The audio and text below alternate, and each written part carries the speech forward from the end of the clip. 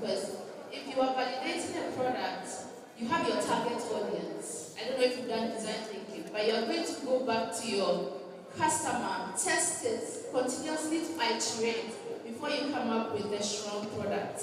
But in your presentation, I didn't see you talk about who has used it, what their feedback has been, how you have improved this product. And that goes to answer the prof's question as well. Thank you, madam. So, we started by making 3 prototypes. We made the first prototype, gave it to the farmers. They brought reviews, and based on the reviews, we developed the second one, and also the number of farmers. It was specifically 3 different farms within our Santima that we sent it to for them to test and bring their reviews. So it's based on the reviews we are coming out with different models. So question 1, are you asking for money and how much? Please. Because did you mention money in the presentation? So you don't know how much you need to scale this up. We have decided to start making 1,000. 1,000 of this. Yes. How much do you need to make 1,000 of this? 1,000 will cost 35,000. 35,000 cedis. So if you get 35,000 cedis to do this, 2 questions. How quickly can you sell it? And what will be the margin of profit on the 35,000? Okay, so by visiting the radio stations and other things, as we say, we'll be able to reach the market. And there is a profit of 150 cedis per tray. So for every 2 of this, after you do the production, you make a profit of 350 cedis. 150 cedis. 150. So if I do the math, 150 times 1,000, okay, 150 by 500. Okay, so that's only 45,000. That's not much if you have a shop. If you're doing the marketing with the radio, I imagine it will be free. If you're talking to the farmers and all of those things. So are you a business or you are an NGO? We are a business, but we all know that starting up a business is risky. So we don't want to start by going too high for the farmers not being able to purchase. So that's how we've come to this level. So you're not in for profit, you're in to help. Yeah, we are now testing the market. Has anybody bought this? Like any of the farmers, have they patronized any of this?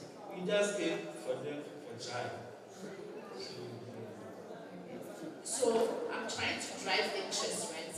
It's one thing for someone to say, okay, test something and you say they'll give you feedback to improve it. It's another thing when you take it to them to buy it, right? So have any of them like giving you money to buy this? Or I don't get that sense from your presentation. Thank you. So when we're giving it to them, we talk to them that we want to make the final one. So give us your reviews. And even with the prototypes, they were testifying that it's a good tool for harvesting than the manual one. So we are sure that when we are done, they will buy it. They are sure that for those which are. Yeah. I'm just wondering how it is going to work. If I take it back to them and give it to them, how is it going to work? I would like to see practical video of you using it above normal traditional work.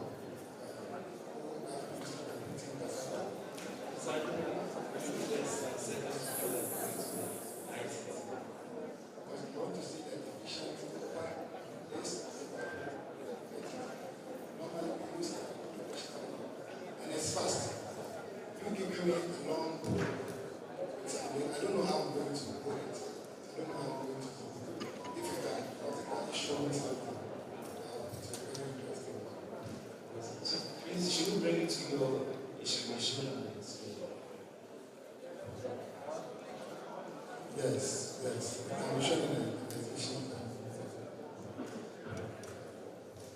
Yes, my last question to you is, with this device that you have developed, in the dry season, how is this device going to work, especially in uprooting cassava? Because in the dry season, uprooting cassava is a major challenge to the cassava farmers. How is this device going to work in the dry season? Thank you very much. So, as I initially said, the farmer finds it difficult to uproot cassava even in the rainy season, and how much more at the dry season. And if this tool is able to minimize the effort of the farmer in the dry season, at the same time, it can also minimize the effort of the farmer. Though with the hand part of the soil, the farmer will still be able to use his hand or her hand to harvest. So in the same way, the tool will use less effort as compared to the manual effort during the dry season. Basically, I'm not convinced with the answers of the because we are talking of the practical things way. And you know, farmers find it difficult to uproot cassava during the dry seasons. And you have come out with a solution. You know that's the problem, and you have come out with a solution. So the solution must work perfectly in all weather conditions so that it can support especially the cassava farmers who want to uproot, because during the dry season, the cassava also has a price. So in that case, they also want to uproot their cassava and sell.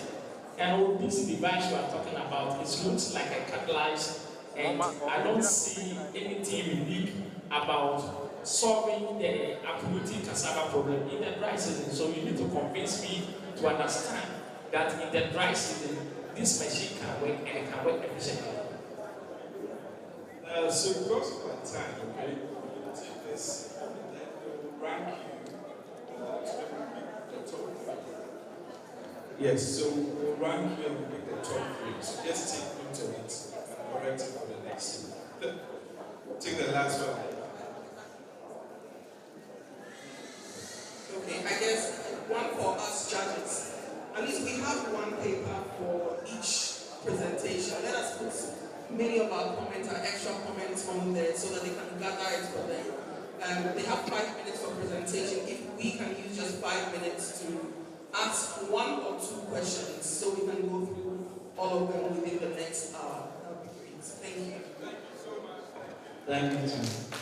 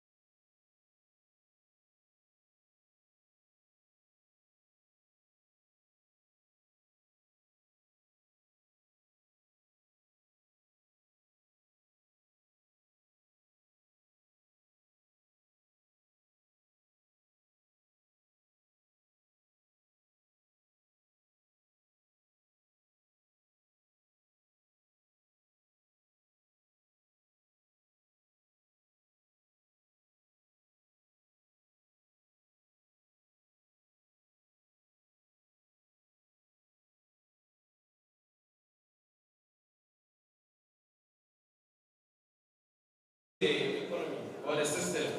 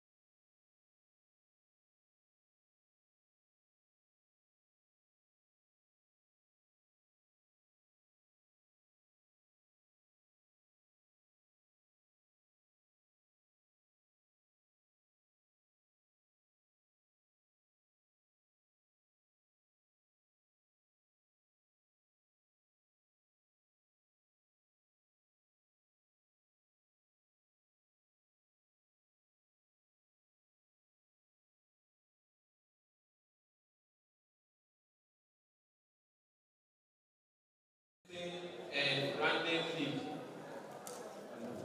Thank you.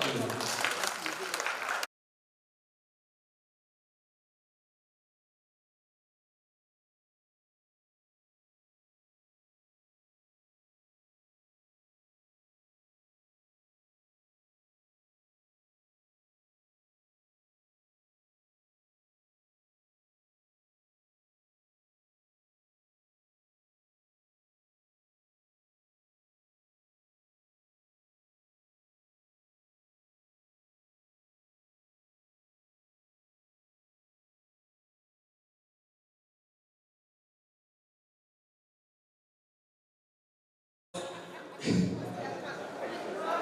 I said, Western Food is a research-driven agricultural venture, and although we have planned our business in terms of the phases and also the expansion process, as of now, we are at the research stage, and if investors will be able to invest into Western Field, will also be simultaneously researching and also researching and producing and processing the castor and the cowpea. Great. Thank you for that good presentation. I understand you are in the early stage of your business. Yes, madam. You mentioned that you came across this idea through insights, your research, observation of, observation on how many smallholder farmers, after cultivating the crops, sell the produce to other companies or sell the produce in its raw state. Okay, all right. So my question is, who exactly is your target market? Have you, have you tested them? Have you gone to them so that they are interested in buying these products? Okay, so before the venturing into this venture, we did a survey. We did a survey in which we had a very agreeable, good response. That's 95% agreed to purchasing the premium pack cowpea, and 71% also agreed to purchase castor oil product, with 57% agreeing to purchase Ghanaian-made castor oil products. Okay, so per the survey that we did, we had about 34 response. So far, it's still currently running. Yes, thank you very much, Mr. Phil, for your idea or trying to solve problems in the agro processing. I think your idea is very unique, even though it is not exceptional. Can you tell me one or two competitors in Ashanti region that produce the same thing? And also tell me where we look at our raw material from. Thank you. First question, where will be... The first question is, I know some industries, companies in Ashanti region are doing the same thing. And even I was wondering whether you have even borrowed their name, because they are also Vesta. They are Vesta and they are at Ocean District. Yes, so that's why I'm asking you a question. Tell me one or two competitors. Because once we're coming out of a solution to a problem, we need to know those who are in the industry doing the same thing. You must be identified them because they are your rivals. And also where you get your raw material from. That's the two questions. Okay, so when I had this insight, as I said earlier, I researched. Honestly, I researched about whether it is being done that the intercropping of the castor and cowpea and also processing it into its respective.